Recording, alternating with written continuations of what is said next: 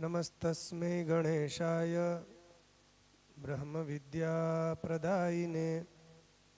यस्यागस्त्यायते नाम विघ्नसागरशोषणे।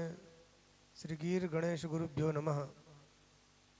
मंच पर विराजमान द्वारका शारदा पीठाधीश्वर जगतगुरु शंकराचार्य जी महाराज के पावन श्री चरणों में अनंत कोटि प्रणाम। सभी संत महात्माओं को यथा योग्य प्रणाम। विद्वज्जन, धर्मानुरागी देवियों, सज्जनों,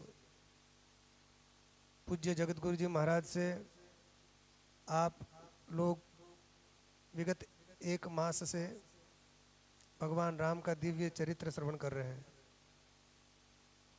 जैसे हमारे द्विवेदी जी ने भी बताया, कल जगतगुरु जी महाराज ने बड़ा सुंदर मार्मिक प्रसंग आप लोगों के सामने प्रस्तुत किया। विवाह वाला प्रसंग, विदाई वाला प्रसंग। राम जी का विवाह कब हुआ था, सीता जी से कब हुआ? जब राम जी ने धनुष तोड़ा। तो ये जो धनुष है ये किसका प्रतीक है? तो विद्वान लोग बताते हैं ये धनुष अभिमान का प्रतीक है। और भगवान राम अपने साधक को किस प्रकार परमात्मा की प्राप्ति होती है ये दर्शाना, इसका बोध कराने के लिए लीला की गई है। सीता जी जो है वो शांति का प्रतीक मानी गई है और प्रत्येक प्राणी शांति चाहता है, क्योंकि शांति के बिना किसी को सुख नहीं मिलता। गीता में भगवान कहते हैं अशांतस्य कुतः सुखम। जो अशांत है उसको सुख कहाँ? अर्थात जिसके हृदय में शांति है उसी को सुख की प्राप्ति होती है। तो ये भगवती सीता शांति स्वरूपा है और संसार के प्रत्येक प्राणी शांति की कामना करते हैं। तो जनक जी ने जो स्वयंवर का आयोजन किया तो द्वीप द्वीप के भूपति नाना सब लोग आए। क्यों आए? सबको शांति चाहिए, मगर वो शांति सबको नहीं मिली। क्यों नहीं मिली? क्योंकि कोई भी उस शिव धनुष को हिला भी नहीं पाया। वो धनुष क्या था? वो अभिमान का प्रतीक है। तो जब तक व्यक्ति अभिमान को तोड़ता नहीं है, अभिमान का नाश नहीं करता, अर्थात निरभिमानी नहीं बनता, तब तक उसको शांति की प्राप्ति नहीं होती है। और भगवान राम ने अनायास उस धनुष को कैसे उठाया, प्रत्यंचा चढ़ा रहे थे और अनायास टूट गया। तोड़ना नहीं पड़ा, टूट गया। लेत चढ़ावत खेचत गाढ़े। इतनी जल्दी ये हुआ, सब लोग सब देखते रह गए, पता ही नहीं चला। तो क्या बात है, जिस धनुष को बड़े बड़े कैलाश को उठाने वाले शूरवीर भी जिसको हिला नहीं पाए, जिसको उठा नहीं पाए, उसको भगवान राम ने इतने अनायास, इतनी आसानी से क्यों तोड़ दिया? क्योंकि उनमें अभिमान नहीं था। और जो व्यक्ति अभिमानी होता है उसको विजय प्राप्त नहीं होती है। और उसकी विजय प्राप्त होने पर भी उसके अंदर जो उसका जो ईगो है वही उसको गिरा देता है। इसलिए इस कथा का जो आध्यात्मिक अर्थ है, हम सब लोगों को भी शांति रूपी सीता चाहिए, संसार के प्रत्येक प्राणी को। तो हमें भी क्या करना है? हम सबको ये धनुष तोड़ना पड़ेगा। ये धनुष, वो वाला धनुष तो राम जी तोड़ते हैं, मगर जो हमारे भीतर एक धनुष है, क्योंकि जो अहंकार रूपी धनुष, इसको तोड़े बिना कोई भी शांति रूपी सीता को प्राप्त नहीं कर सकता। और देखिए, रावण ने जब धनुष नहीं तोड़ पाया तो उसने क्या किया? सीता जी को उठा के ले गया बाद में, बहुत वनवास के समय, कई वर्षों बाद। तो क्या बात है, उसके अंदर ये था कि मुझे इसकी प्राप्ति नहीं हुई, तो वो उसको गिल्टी फील हो रही थी। तो उसको लगा कि अब मैं ऐसे, मेरी इच्छा पूर्ण नहीं हुई तो मैं ऐसे करूँगा। तो जो अभिमानी व्यक्ति होता है वो नियम से जो काम नहीं बनता है तो फिर गैर कानूनी तरीके से उसको पूरा करने में लग जाता है। और अंत में क्या होता है आपने देख ही लिया, सुनी लिया, सुना होगा सबने कि रावण का अंत हो गया और उसके वहाँ कोई, उसके कुल का कोई जल देने वाला तक नहीं रहा। कहते हैं 1 लख पूत 1.25 लाख नाती, अब रावण घर दिया न बाती।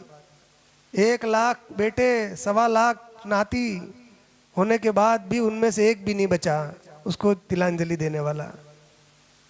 सब के सब नष्ट हो गए। क्यों नष्ट हो गए? क्योंकि रावण जो है अधर्म के मार्ग पर चलता था और राम जी धर्म के मार्ग पर थे। तो इससे हमको ये पता चलता है कि अधर्म के मार्ग पर जो व्यक्ति चलता है उसकी थोड़ी देर के लिए उन्नति तो होती है। मनुस्मृति में कहा है अधर्मेणे धते तावत ततो भद्राणि पश्यति ततः सपत्नान जयति समूलम च विनश्यति।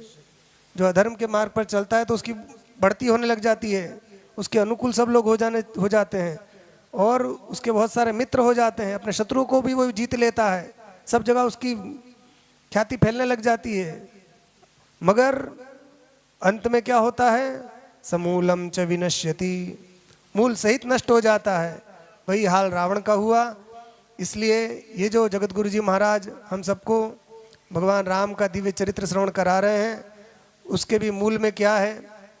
उन्होंने राम का आदर्श ये नाम दिया है। तो राम का आदर्श क्या है? राम का आदर्श धर्म ही है। तो उसी धर्म का पालन उन्होंने जीवन भर किया।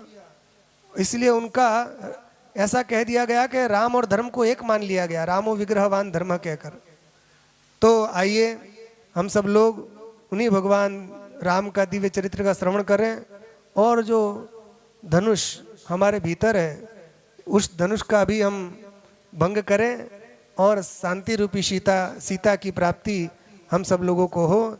इसी कामना के साथ जगत गुरु जी महाराज के पावन चरणों में प्रणाम करते हुए 2 मिनट भगवान का नाम संकीर्तन करके फिर जगत गुरु जी महाराज का मंगल आशीर्वचन आप लोग श्रवण करेंगे। श्री कृष्ण गोविंद हरे मुरारे, हे नाथ नारायण वासुदेव। श्री कृष्ण गोविंद हरे मुरारे, हे नाथ नारायण वासुदेव। श्री कृष्ण गोविंद हरे मुरारे, हे नाथ नारायण वासुदेव। श्री कृष्ण गोविंद हरे मुरारे, हे नाथ नारायण वासुदेव। एक बात यहाँ ध्यान देने योग्य है, बहुत सारे लोग श्री कृष्ण गोविंद हरे मुरारी ऐसा बोलते हैं। मुरारी, श्री कृष्ण गोविंद हरे मुरारी, हे नाथ नारायण वासुदेव। मगर ऐसा नहीं है, मुरारी नहीं बोलना चाहिए, मुरारे बोलना चाहिए। क्योंकि मुरारी एक वचन का रूप है और यहाँ जो कीर्तन में जो बोला जा रहा है वो सभी संबोधन है। हे कृष्ण, हे गोविंद, हे मुरारे। तो मुरारी का बहुवचन में मुरारे रूप बनता है। इसलिए शुद्ध उच्चारण यही है कि मुरारे बोलना चाहिए। मुर नाम के असुर को भगवान ने मारा था, इसलिए भगवान का नाम मुरारी पड़ा। तो जब कीर्तन करें तब मुरारी के बदले मुरारे ऐसा बोले। श्री कृष्ण गोविंद हरे मुरारे, हे नाथ नारायण वासुदेव। श्री कृष्ण गोविंद हरे मुरारे, हे नाथ नारायण वासुदेव। श्री कृष्ण गोविंद हरे मुरारे, हे नाथ नारायण वासुदेव।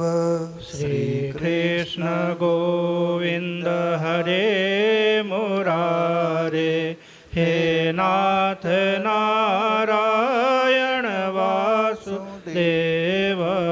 हे नाथ नारायण वासुदेव, हे नाथ नारायण वासुदेव हे नाथ नारायण वासुदेव हे नाथ नारायण वासुदेव हे नाथ नारायण वासुदेव हे नाथ नारायण वासुदेव हे नाथ नारायण वासुदेव हे नाथ नारायण वासुदेव हे नाथ नारायण वासुदेव